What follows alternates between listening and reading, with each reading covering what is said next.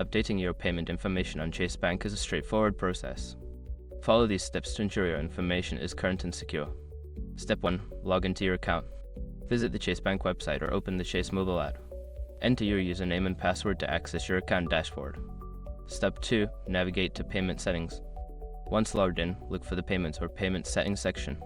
This is usually found in the main menu or under Account Settings. Step 3. Select Payment Method. In the Payment Settings, choose the payment method you want to update. This could be a credit card, debit card, or bank account information. Step 4. Enter new information. Input the new payment details, ensuring all information is accurate.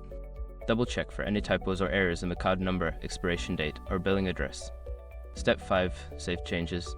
After entering the new information, look for a Save or Update button.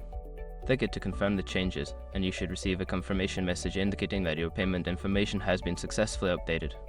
By following these steps, you can easily keep your payment information up to date with Chase Bank.